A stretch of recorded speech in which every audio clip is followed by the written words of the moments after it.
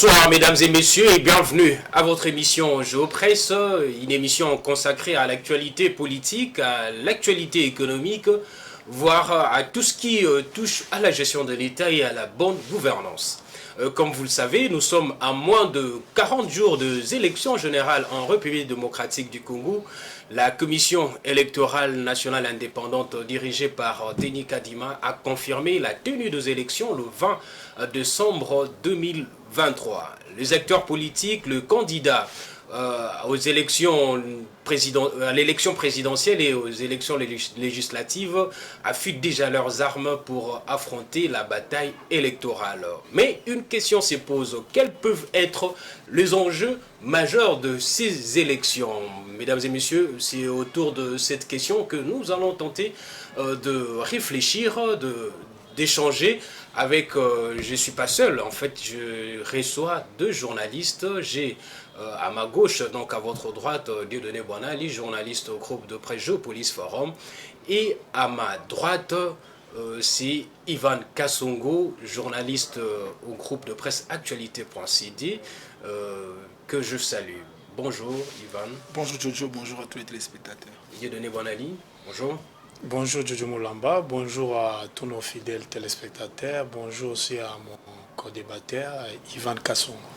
Voilà, merci. Je suis content j'ai le réel plaisir vraiment d'être avec vous sur ces plateaux pour parler de cette question, les enjeux majeurs des élections de 2023. Dieudonné Boanali, je commence avec vous. Félix Tshisekedi est à son premier mandat et il est aussi candidat à sa propre succession. Il va organiser pour la toute première fois des élections générales en République démocratique du Congo. Ces élections vont de la présidentielle au municipal. Mais une question se pose, comme je viens de l'annoncer, quels peuvent être les enjeux? Merci pour la question, Jojo Moulamba. Les pays s'apprêtent à organiser son 4e cycle électoral. Le 20 décembre prochain, nous allons organiser l'élection présidentielle, les législatives nationales et provinciales et pour la toute première fois, les municipales. Quant aux élections sénatoriales des gouverneurs des provinces, elles sont projetées pour les premiers trimestres 2024. Ce sont des élections à plusieurs enjeux et non seulement il y a des enjeux, il y a aussi des défis, il y a aussi même des dangers parce qu'au moment où nous parlons... Non seulement des enjeux, des défis, il y a des enjeux, il y a des défis à relever, il y a aussi des dangers qui guettent la République. Au moment où nous parlons, il y a certains compatriotes... Vous allez nous dire quels sont ces dangers. Voilà, il y a certains compatriotes qui ne vivent plus dans leur maison, ils se sont déplacés. Le dernier rapport du Haut Commissariat des Nations Unies pour les réfugiés parle de 6,9 millions de déplacés internes. Et nous sommes pendant la période pluvieuse. Imaginez dans quelles conditions sont ces compatriotes. Il y a des bruits de bottes à l'est, plus précisément dans les territoires des Rutshuru et dans les Massissi. L'armée tente de déstabiliser la région dans moins de 60 jours des élections. Vous avez aussi des agents de la CENI qui ne sont pas payés. Nous imaginons un peu dans quelles conditions ils vont gérer les élections. On ne les a pas mis à l'abri de la corruption des candidats. Vous avez les défis sécuritaires aussi à relever. Vous êtes sans ignorer que dans les territoires du Massissi, on a saboté les matériels électoraux. Il y a aussi les problèmes du financement électoral, même s'il y a eu accalmie au niveau de la CENI. Nous nous demandons est-ce que les derniers dollars demandés par la CENI, est-ce qu'il a été décaissé? Je parle de la totalité du budget alloué au financement électoral. Le président Kadima se trouve en Corée du Sud, sûrement qu'il y a des moyens qui sont mobilisés. Vraiment, acquérir les matériels de vote, les dispositifs électoraux de vote, et en Corée du Sud, il ne signifie pas que ces matériels sont arrivés au niveau des différents bureaux de vote. Et la République démocratique du Congo, Ça, c'est un sous-continent. Ça, c'est une autre question. Il y a aussi les défis logistiques. Là, vous avez posé la question sur la logistique. Acheter les matériels électoraux, c'est une chose. Les acheminer pendant cette période pluvieuse. Vous connaissez l'état de nos routes dans les Congos profonds. Vous connaissez la situation du transport aérien en République démocratique du Congo. Nous avons combien de compagnies aériennes qui vont transporter ces matériels électoraux de Séoul jusque dans les 26 provinces de la République démocratique du Congo. Il ne suffit pas de les faire atterrir dans les différents aéroports et aérodromes. Il faut les acheminer dans les territoires, secteurs, chefferies, partout là où il y a des bureaux de vote. Il nous reste moins de 60 jours. Quel défi logistique? Va-t-on recourir à la MONUSCO? Va-t-on encore recourir à la logistique de l'armée? Comme on nous avait présenté les matériels de l'armée il y a 4 ans, 5 ans sur le boulevard du 30 juin, les fameux camions Jeffang, va-t-on recourir à la logistique de l'armée? Va-t-on faire appel à la MONUSCO? Est-ce que des pays amis de la région SADC comme l'Afrique du Sud et l'Angola vont nous aider avec la logistique aérienne pour acheminer des matériels? Il se pose aussi un autre problème, l'état de siège n'a pas été levé. Dans quelles conditions certains candidats, en dehors du président sortant Félix Tshisekedi, vont battre campagne, par exemple en Ituri, dans la province du Nord Kivu, où il y a des gouverneurs militaires, ce ne sont pas des gouverneurs civils. Et les gouverneurs militaires obéissent aux magistrats, les commandants suprêmes, voulais-je dire. Voilà un peu les travaux, les tableaux dans lesquels se trouve la République démocratique du Congo actuellement. Nous avons certes des enjeux. L'enjeu, c'est aussi, par exemple, consolider la démocratie. Nous avons un président qui est issu d'un grand parti démocratique. On parlait à l'époque de la fille aînée de l'opposition, Félix Tshisekedi. C'est la fille aînée du pouvoir. Et maintenant, c'est la fille aînée du pouvoir. Il a intérêt, coûte que coûte, à réussir ce processus électoral qui ne doit pas être entaché des irrégularités. Il a réussi l'inclusivité parce que tout le monde s'attendait qu'on puisse éliminer Moïse Katumbi, éliminer Matata Ponyo. Dieu merci. Tous les 26 candidats qui ont déposé leur dossier ont été retenus. Côté inclusivité, il n'y a pas de problème. Mais il reste le problème de respecter les libertés fondamentales. Doit-on permettre à tout le monde? Déjà, Fayoulou a eu des problèmes dans la région du Kasaï central, où son cortège a été caillassé. Maintenant, je me demande, bon, si Fayoulou a subi ces sorts-là, bon, que pensez-vous de Moïse Katumbi? Que pensez-vous de Matata Ponyo? Ivan Kassongo, Dieudonné Bonadi a évoqué beaucoup de choses ici. Il a parlé des enjeux, de défis et des dangers. Mais j'ai retenu un point qu'il a évoqué, c'est que l'enjeu majeur pour ces élections, c'est aussi la consolidation de la démocratie. Est-ce que à ces 4e cycle électoral, on peut dire que la démocratie est en train de se consolider et que c'est le véritable enjeu pour ces élections? Je pense que l'objectif de la démocratie, c'est pas l'alternance, c'est faux. Or, l'alternance fait partie des éléments de la démocratie. Mais l'alternance n'est pas forcément la démocratie. Je crois que partir sur le fait que l'indicateur d'une démocratie, c'est aller aux élections, la démarche peut être biaisée.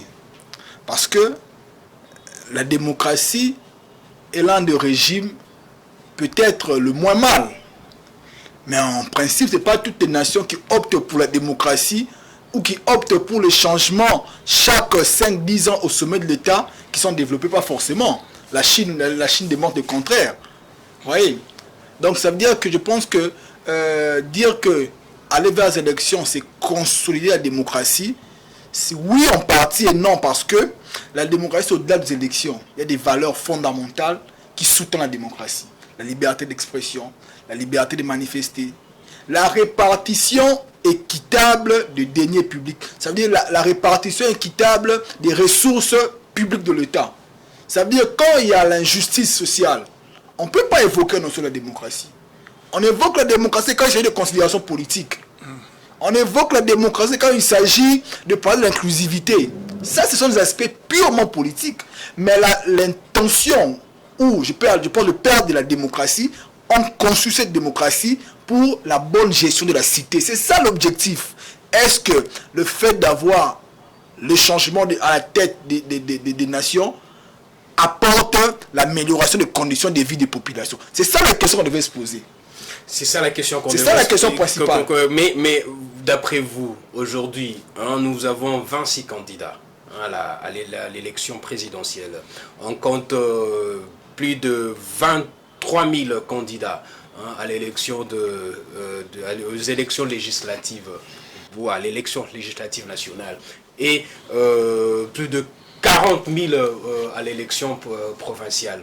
Mais quels peuvent être les enjeux aujourd'hui? Qu'est-ce qu'ils peuvent proposer? Et quel est le vrai problème d'après vous? Non, déjà, on est en des épaules de 9 partis politiques.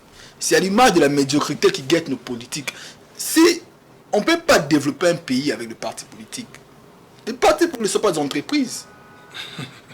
On ne peut pas avoir 25 000 candidats pour 500 postes. Ça traduit le fait que la pensée collective est soutenue par le fait que dès que je suis député national, j'ai réussi ma vie. Et la réalité le prouve, les députés sont des hommes riches. J'ai entendu même de certains candidats, mais je ne vais pas le citer. Donc si j'ai déjà, puisqu'on parle du salaire des députés qui est un peu flou aussi, 21 000 $, en 10 mois, il a descendu 10 000 $, en 20 mois, il a 420 000 $. Prenons l'hypothèse même, c'est 10 000 $ seulement. Même pour quel travail, pour quelle production? Légiférer et contrôler le parler. Mais c'est ça le problème. Moi, je suis en train, j'ai lu le rapport de nos amis de GEC et Boutedi avec l'aîné Trésor Kimangula. Quand vous regardez la production parlementaire d'un député, et il catégorise bien prise de parole, proposition de loi et contrôle du gouvernement. Tu verras la case contrôle du gouvernement, c'est presque vide. Les députés ne prennent pas le courage d'initier des questions orales avec débat contre le membre du gouvernement. Ils sont très peu. Sur 500, c'est très peu. Peut-être c'est ça à des fois, Ados Ndomassi, quelques-uns qui prennent le courage de le faire. Les autres, ils passent pour faire des propositions, sachant que là... Ce sont des touristes à justement, c'est pourquoi quand on évoque la question des élections, moi, à un moment, je crois, avant l'émission, je disais, est-ce qu'il faudrait-il continuer avec cette routine d'avoir des élections chaque 5 ans? Il faut réfléchir.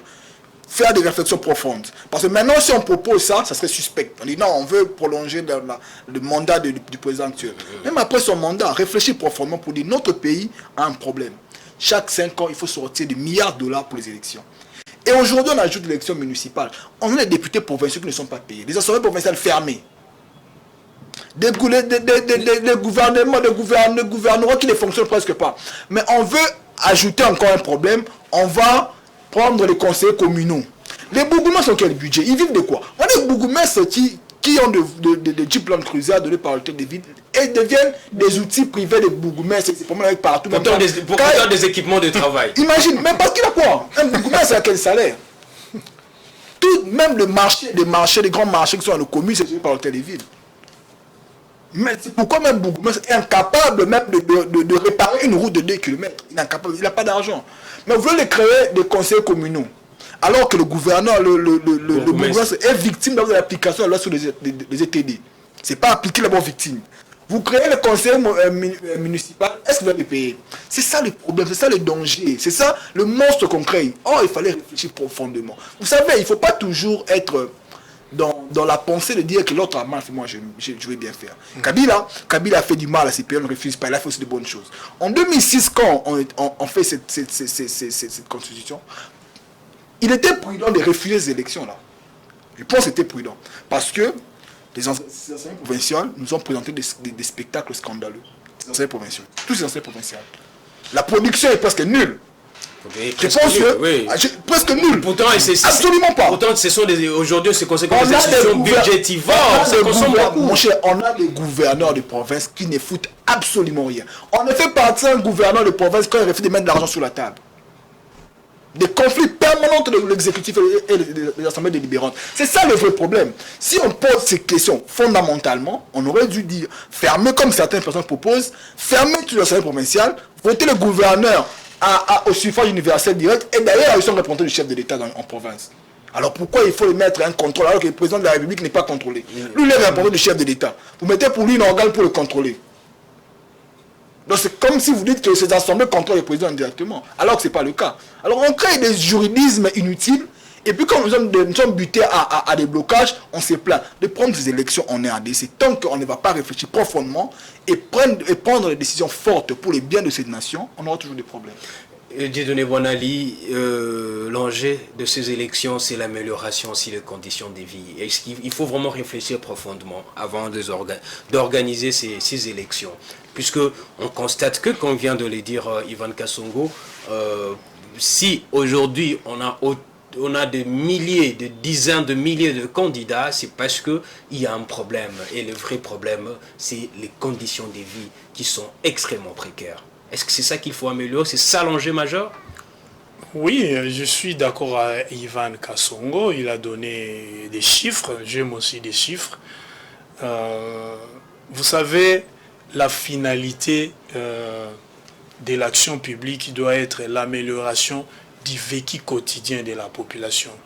Mon confrère a raison de dire que tous les 5 ans, nous dépassons l'équivalent de 1,2 milliard de dollars américains.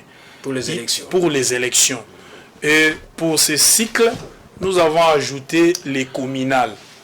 Déjà, ça a été dit tout à l'heure, nous avons des difficultés pour payer les députés provinciaux. Dans certaines assemblées provinciales, les députés non, ont même fait pas le siège. Plus de 5 ans, plus de 5 même pas où s'asseoir. Plus de 5 mois sans être payés, d'autres ne savent même pas où s'asseoir. Il y a certaines assemblées provinciales qui manquent même des papiers, et des choses élémentaires pour fonctionner. Il y a aussi les déficits dans la production législative.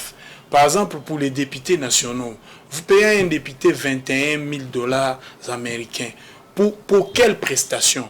Pour quelle production législative en termes de quantité, en termes de qualité? Il y a certaines lois indispensables pour le bon fonctionnement, l'organisation et le bon fonctionnement de notre État qui sont mis dans les tiroirs et des assemblées provinciales, de l'Assemblée nationale, même au Sénat. Même des lois qui vont régir demain notre secteur des médias. On classe ça, on dit non, ça c'est pas urgent, c'est pas important. Non publié dans les journaux officiels. Voilà, il y a même des lois qui ont été votées au Parlement et envoyées à la Cour constitutionnelle pour conformité à la Constitution, qui ne sont pas encore promulguées.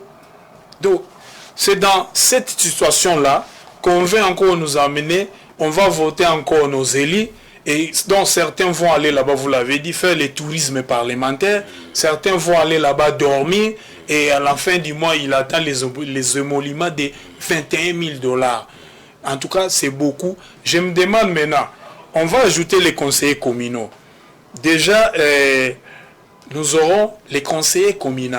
C'est l'équivalent presque du gouvernement central, les exécutifs provinciaux. Maintenant, nous aurons des exécutifs communaux. Les bourgmestres déjà en difficulté, même pour assainir, ne fût-ce qu'un quartier de sa commune, la rendre plus belle et plus propre. Les gouverneurs, les bourgmestres ont déjà ces difficultés-là. Maintenant, vous venez lui ajouter un exécutif communal. Il doit commencer à payer chaque fin du mois tous ses conseillers communaux. Et déjà, j'ai suivi il n'y a pas 48 heures ou 72 heures, l'argentier national, le ministre des Finances, Nicolas Kazadi, a répondu à une question de la presse en disant ce n'est pas l'exécutif national de payer les députés provinciaux. Et il a renvoyé la balle comme Ponce Pilate et Hérode en disant c'est au gouverneur et au chef des exécutifs provinciaux. Mais est-ce que le gouvernement central respecte la rétrocession? Maintenant, c'est ça la question, est-ce que le gouvernement central respecte la rétrocession de 40% aux provinces et aux ETD pour qu'à leur tour, ils rétrocèdent aussi quelque chose et aux entités locales? Point d'interrogation. Maintenant, demain, Nicolas Kazadi, bon, lors du prochain gouvernement, s'il est reconduit, il risque de nous dire, messieurs les conseillers communaux, vos salaires vont provenir du bourgmestre. Mais les gens vont s'entretuer dans nos communes. Où est-ce que les bourgmestres vont trouver de l'argent pour payer les conseillers communaux? Il y a certaines taxes dévolues aux communes, dont l'hôtel de ville, par exemple, à travers la DGRK, a récupéré la gestion de ces taxes. Ces taxes vont à l'hôtel de ville. Vous avez certains documents qui doivent être achetés au niveau des communes, mais dont le timbre vient de la ville. Les documents ont déjà été imprimés, on donne seulement aux bourgmestres comme des commissionnaires pour vendre. Et puis à la fin, ils attendent des commissions. Ce n'est pas comme ça que nos entités territoriales décentralisées doivent fonctionner. Le développement commence à la base, au niveau local. Le développement ne commence pas au sommet. Déjà, nous allons créer une autre administration, l'administration communale, l'administration locale. Comment celle-ci va fonctionner? Voilà l'autre enjeu, voilà l'autre défi à relever par les futurs gouvernants qui vont venir de ces élections que nous voulons nous tous apaiser, inclusive, transparente et honnête. Mais Ivan Kassongo, Dieudonné a parlé aussi de la province sous état de siège, la province d'Ituri et la province du Nord Kivu. Les élections doivent être aussi organisées dans ces coins du pays. Il y a même certains territoires il y a dans certains mêmes territoires de la province du Nord Kivu où la population n'a pas été enrôlée. Il y a même de mouvements, en fait, de réclamations. Et dans ces mêmes provinces, il y a des problèmes sécuritaires. Mais est-ce que cela ne constitue pas aussi un enjeu pour ces prochaines élections? Justement, les considérations sécuritaires, c'est ça les enjeux majeurs. L'objectif de l'état de siège, c'était de chercher à trouver la solution à cette problématique de l'insécurité. Mais dans l'entretemps, on a des groupes armés, des forces loyalistes mais étrangères qui sont chez nous ici pour défendre la patrie. Ces contextes devient de plus en plus compliqué, de plus en plus délicat avec l'organisation des élections dans cette contrée du pays. Par exemple, en Ituri c'est sous état de siège. C'est vrai qu'en Ituri, il n'y a pas de forces, on peut dire, loyalistes étrangères qui sont là, mais ce sont des groupes qui constituent des conflits communautaires qui sévit entre le EMA et le Lendu, c'est là. Dans beaucoup de contrées, il n'y a pas les incursions aussi des ADF aussi. Voilà. Justement, c'est-à-dire, dans ce contexte-là, comment on fait les élections? On fait là où il y a quand même de la calmie, et ailleurs on ne fait pas, parce que justement, le problème est qu'il faut respecter le délai. C'est ça la contrainte. C'est ça la contrainte. On faut respecter le délai. C'est-à-dire que pour le président, tu sais qu'il dira, bon, qu'est-ce que je fais? Je suis président, je dois absolument y aller avec. J'avais décrété l'état de siège. L'état de siège. On a fait des évaluations. Il s'avère que d'après lui, il faut maintenir toujours. Or, parce qu'il y a des avancées significatives, oui, et aussi d'autres actions à mener. Mais on a évoqué la question de la problématique de la campagne électorale. Comment l'opposition battra campagne dans une province sous état de siège avec un gouvernement militaire? Ils diront quoi? Parce qu'il faut faire attention. Le gouverneur, comme je l'ai dit toujours, où les activités politiques sont interdites. Sont interdites. Tu viendras dire qu'ici ne votez pas Tshisekedi, votez-moi. Mais oui, c'est ça la campagne électorale. C'est pour dire que Tshisekedi a détruit les pays, votez-moi. La campagne est agressive. Hein? Voilà, ça veut dire il faut imaginer toutes ces hypothèses-là et se rendre compte qu'il y a des situations qui peuvent dégénérer parce que les forces négatives considèrent le président de la République, considèrent le régime comme son ennemi parce que les régimes refusent de tempérer à ce qu'ils veulent. C'est-à-dire pour eux, il faut s'allier à l'opposition pour faire mal.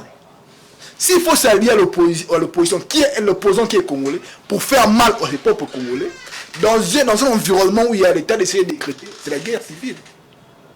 C'est la guerre civile parce que ces gens sont en train de menacer de s'approcher de la ville de Goma. À Goma, c'est une cité. À Goma, il n'y a pas de minerais. À Goma, l'objectif, c'est quoi? C'est pour vous dire qu'elle ne fait pas vos élections. C'est simplement ça, parce qu'ils se contentent d'être à Rutshuru ou à Massissi, où il y a plusieurs kilomètres de carrés miniers. Ils pourraient faire Bunagana. Ils pouvaient les satisfaire de ça. Allez à Goma, c'est pour chercher quoi? Absolument. Quand Goma c'est urbanisé, c'est pour chercher quoi? Donc il faut y réfléchir tout ça, comprendre que l'intérêt ici est que nos forces de sécurité devraient depuis lors chercher à résorber cette question de sécurité. Comme on n'a pas pu, un devant un fait accompli. Parce que je suis convaincu que dans moins de 60 jours, au moins quelle magie peut se faire pour qu'aujourd'hui on puisse pacifier toute la République et organiser l'élection dans 60 jours. Donc la situation est complexe. On va constater les dégâts qu'il y aura comme d'ailleurs. Et après, on va faire avec. Parce qu'on n'a pas de choix. Il faut avoir des élections parce que la Constitution dit que 5 ans, il faut avoir des élections. Il faut avoir des élections. Dieudonné Boinali, la sécurité dans la partie est de la République démocratique du Congo, une préoccupation majeure. Jusque-là, on reconnaît des avancées significatives enregistrées dans la lutte contre le groupe armé qui sème la terreur et la désolation dans plusieurs familles de provinces de l'Ituri et du Nord Kivu. C'est vrai, il y a quelques jours, on vient de compter encore des dizaines de morts, ce qui sont des choses vraiment de cas à déplorer, mais la sécurité du pays ou la paix, hein, comme nous le voulons tous, c'est ça vraiment le vrai enjeu pour ces élections. C'est les défis des défis, la sécurité. Vous savez, concernant l'expérience électorale en matière d'organisation des élections, on n'a rien à reprocher à la CENI. Nous sommes au 4e cycle électoral. Nous sommes aussi invités à aller observer les élections dans d'autres pays de la région et dans le monde. En cette matière-là, les Congolais ont prouvé de quoi ils sont capables. Ils organisent seuls leur processus électoral sans être assistés. À la différence du processus qu'on a eu en 2006, là où l'Union européenne nous a assisté un peu avec sa force militaire et fort. Mais pour le reste des processus, voilà, le Congo a organisé seul les élections en les finançant avec son administration électorale. Mais il y a 3 soucis majeurs. Il y a la sécurité, c'est les défis des défis, les plus grands même des défis. Vous avez les finances, vous avez aussi la logistique électorale. Aujourd'hui, si nous organisons les élections sans les territoires de Massissi, de Rutshuru et de Goma, c'est une grande partie de l'électorat qui sera coupée du comptage. N'oublions pas que la circonscription électorale du président de la République, c'est la nation, c'est le territoire national. Mais si on coupe déjà une province du processus électoral, donc on ne peut pas compter avec la voix et les voix des électeurs du Nord Kivu.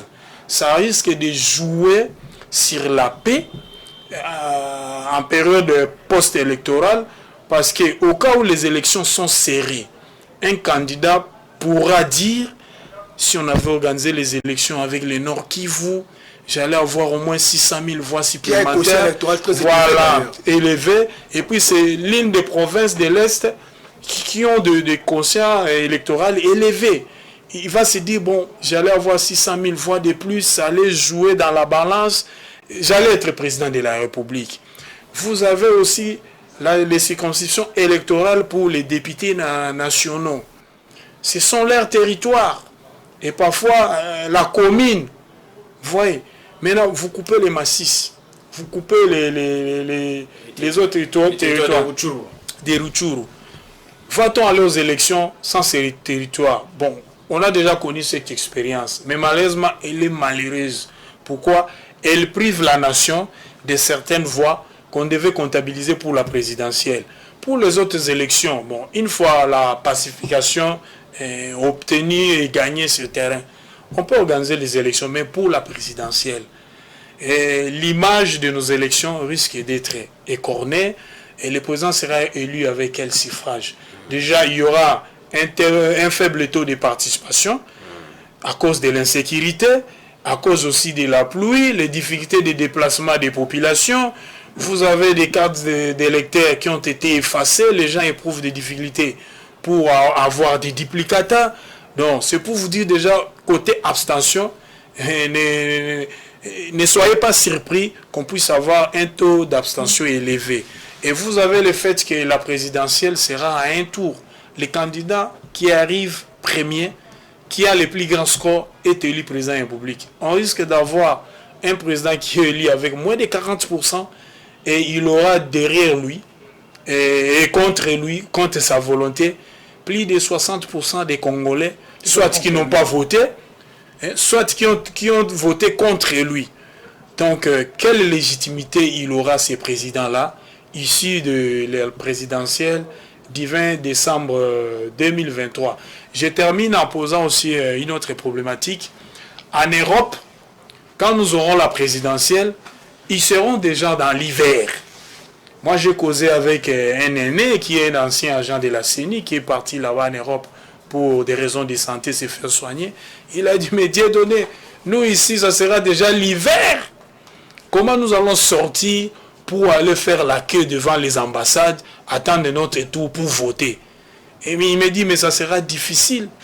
Je ne pense même pas que 20% des Congolais qui ont été identifiés et enrôlés au niveau des ambassades en Europe, là où il y aura l'hiver, vont voter. Vous avez aussi, en dehors de cela, vous avez aussi les Congolais qui se sont déplacés. Après l'enrôlement, il s'est passé plus de 6 mois. Il y a certains qui ont quitté les Congo profonds, qui sont venus à Kinshasa, d'autres qui ont quitté Kinshasa pour la province. Mais je me demande comment la CENI s'est organisée pour quelqu'un qui a quitté par exemple Kinshasa, qui est parti à Bunia. Comment il aura sa duplicata des cartes d'électeurs? Un, il s'est déplacé. De deux, les données ont été effacées. Pour nous de Kinshasa, bon, même si j'ai changé de commune, c'est facile de joindre mon ancienne commune et chercher les duplicata. C'est dans ce décor-là que nous allons vers les élections. Mais là où les bas blessent aussi, on demande trop au gouvernement, on demande trop aussi au pouvoir organisateur. La CENI doit être transparente.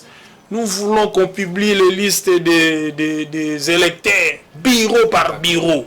Mais l'opposition elle-même ne se dit pas que non. On doit mettre fin à la rhétorique de la violence, par exemple.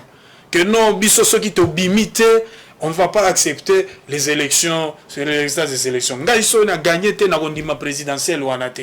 Ceux qui partent na ngai, ils une majorité présidentielle na kondima ba résultat anate. Déjà il y a un candidat à la présidentielle qui l'a dit. On ne peut pas avoir peur de citer son nom. C'est ça qu'on a dit. Moi je n'accepterai les résultats qui seront publiés par la CENCO. Mais comment vous pouvez aller déposer votre candidature à la CENI et attendre les vrais résultats des élections, des missions d'observation électorale qui n'ont pas qualité? C'est pour vous dire que l'opposition aussi a sa partition, a son rôle à jouer dans ces processus. Il faut mettre fin à la rhétorique de la violence, il faut mettre fin à la rhétorique des ventes à guerre. Il faut se dire aussi que quand je pars aux élections, c'est un investissement.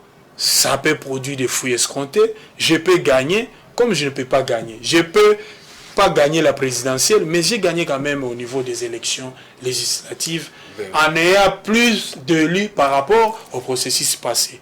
Ça, c'est positif. Et c'est à fêter. Oui, Ivan Kassongo, j'entends, on a parlé sécurité. Est-ce que on a parlé sécurité, on a parlé économie, mais est-ce que aussi la question de l'enjeu de la construction du pays, hein, de routes dans le pays, c'est pas ce qui aussi peut pousser ces candidats à cette bataille électorale, ou bien ça on peut laisser ça? Non, le Congo n'est pas relié. Encore une fois, je vais parler encore de mon aîné, il a évoqué les questions de transport de kits électoraux. Il faut être sérieux dans ce pays, parce que ce pays, quand tu regardes, ce pays est très grand. On ne peut pas faire Kinshasa en voiture pour arriver à Kisangani, impossible. On le fait 24 jours. Impossible. L'unique voie, c'est par la voie aérienne. Mais déjà, on n'a pas de compagnie d'aviation. Congo Airways a quasiment quasi faillite. Et les restes là sont des privés. Air Congo est en création. Bon. Oui, mais ça ne sera pas mis en place dans 60 jours. D'ailleurs, le trafic de kits commence déjà dans la semaine prochaine ou dans 2 semaines. Là, déjà. Ça veut dire qu'il faut prendre tous ces cargos qui sont en Ndolo, Avia, toutes ces histoires-là, pour commencer à... Des petits trucs, des Antonov, non, mais...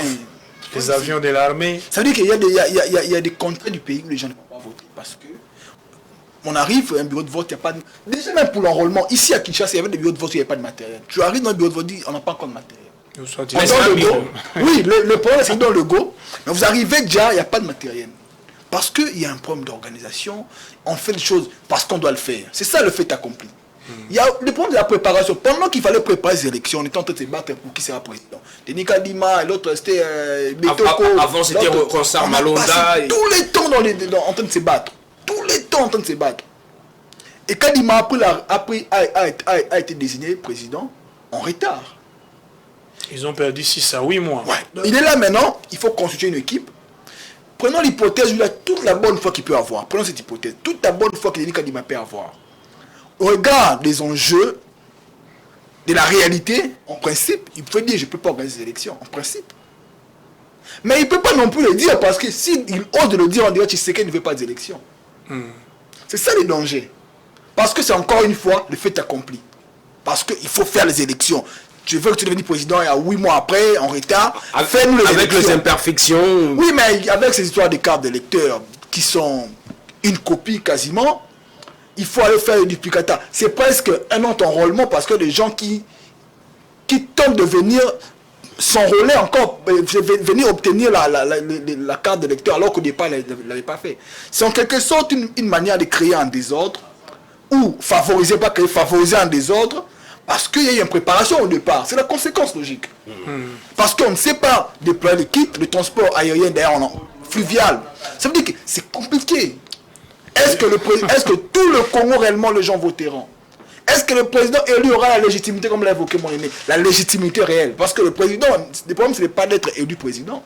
Le problème d'avoir la légitimité qui va permettre de gouverner le pays. Parce que Joseph Kabila, je crois en 2011, il avait 48%. 48. Face à 50. 46. Oui, face à la majorité de l'opposition. Pour dire que toi, tous les Congolais ne t'aiment pas. Mais comme tu mettais les deux tours qui t'arrangent, tu es notre président. Et encore, dans ces faits accomplis, pour la plupart des Congolais, pour certains Congolais, qui ont le droit de voter, ils ne peuvent pas voter parce qu'il y a eu des organisations, il y a eu des ordres au départ. Or, les élections se préparent. Dans un pays comme le Congo, les élections, ce n'est pas quelque chose à prendre à la légère. Les élections ne sont pas des activités à prendre à la légère. Dieudonné Bonal, Ivan Kassongo, on tend déjà vers la fin de cette émission, mais une dernière question que je vais vous poser. Qu'est-ce qu'on peut demander à nos candidats? Sur quoi ils peuvent reposer leurs actions? Aujourd'hui, quels peuvent être vraiment l'unique enjeu majeur sur lequel ils doivent orienter leur action? Puisque le Congo, c'est vrai, il est reconnu de tous que le Congo a de nombreux problèmes, tant sur le plan politique, économique, social, sécuritaire. Les avancées, les efforts sont fournis, sont consentis pour résoudre ces différents problèmes. Mais beaucoup reste encore à faire. Alors, d'après vous, quel peut être l'unique enjeu et qui peut faire aussi qu'il y ait des solutions dans d'autres secteurs?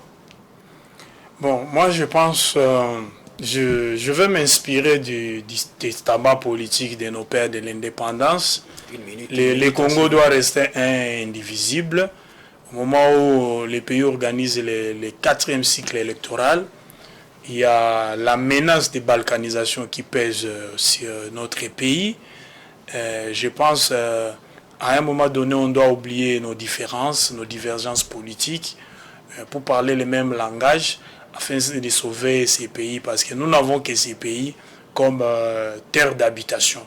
Ces pays que nous ont légué nos ancêtres. Je demande seulement à la classe politique, toutes tendances confondues, de mettre fin au discours de haine, du tribalisme, du régionalisme, des pères et des mères. Ça ne nous fait pas avancer. Je pense aux questions juridiques. On doit attendre des réponses aussi juridiques. Ce qui relève du droit reste dans le domaine du droit. Nous avons les cours et tribunaux, les magistrats qui sont là, qui doivent être, je pense, toutes ces institutions doivent être activées en permanence pour contrôler nos identités. On ne doit pas attendre à la veille de la présidentielle pour chercher à savoir qui est congolais, qui ne l'est pas. Il faut le faire dans d'autres moments, pas celui-ci, parce que c'est jeter de l'huile sur les feux, c'est chercher à ce que les processus électoraux soient entachés de violences.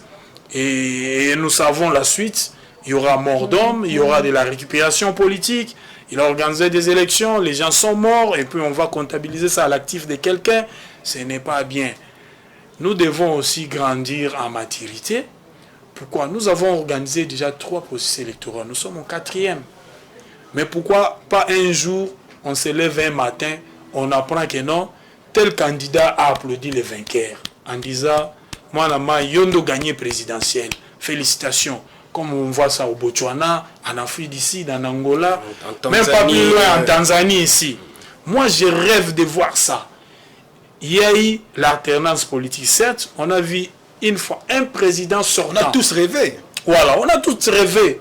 On a vu pour la première fois dans l'histoire de ces pays, un président sortant saluer le président entrant. De céder la place. Souvent, ce sont les armes, on chasse Mobutu. Les gens n'ont pas cru à ça, on a taxé voilà. Ça de coup d'état de Mobutu. Souvent, Souvent, c'est coup d'état de Mobutu contre Kassavubu. Laurent Désiré Kabila vient chasser Mobutu. Kabila, pas une minute de plus. Si tu n'organises pas les élections, tu ne quittes pas le pouvoir, il n'y aura pas de 3e mandat, on fera ceci. Souvent, c'est comme ça. Mais pour la première fois, on a eu un président sortant qui a laissé pacifiquement le pouvoir à l'entrant. Mais on a réussi, c'est le revers de la médaille. Il faut qu'on puisse avoir aussi l'autre face B de la réalité, c'est-à-dire tous les candidats qui ont échoué à la présidentielle félicitent les gagnants. Moi, j'attends ça, je souhaite ça. Ivan Kasongo, la même réponse. Oui, je dirais déjà au président, je sais qu'il a déjà fait 5 ans, il aura éventuellement un 2e mandat, parce qu'il a conçu dans la possibilité de se présenter.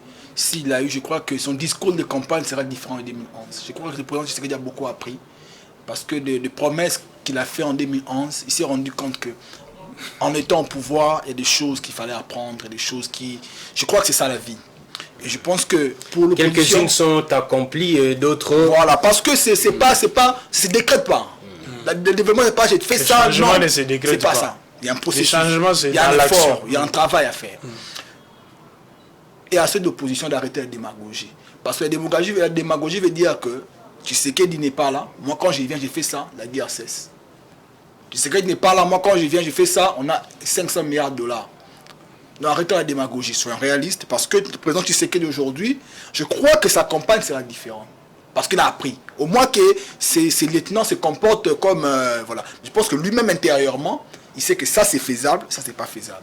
Parce qu'après avoir été président de la République, il a appris beaucoup de choses. Katumbi, Mukwege, Sessanga, Fayoul, toute l'opposition, qu'ils arrêtent la démagogie, qu'ils proposent des choses réalistes et ils les savent. Et des choses qui disent que ce n'est pas faisable et ils savent. Ivan Kasongo, Dieudonné Boinali, merci d'avoir été à Géopresse d'aujourd'hui, qui s'est intéressé sur les enjeux majeurs de prochaines élections, des élections qui vont se tenir le 20 décembre 2023. Ces élections sont beaucoup attendues par le peuple congolais, puisque c'est de ces élections que nous, les Congolais, vont élire ceux qui vont prendre le commande et la direction de ces pays, ces grands pays, ces pays qu'on dit pays solutions, ces pays aux richesses vraiment extraordinaires, mais qui peinent à décoller. Et tous les Congolais ont besoin de voir leur pays décoller, mais pour cela, il faut de la volonté, il faut le travail, il faut le sérieux, il faut la probité, il faut de l'éthique. Mesdames et messieurs, nous vous disons infiniment merci pour votre aimable attention. Restez branchés sur le programme de Géopolis TV.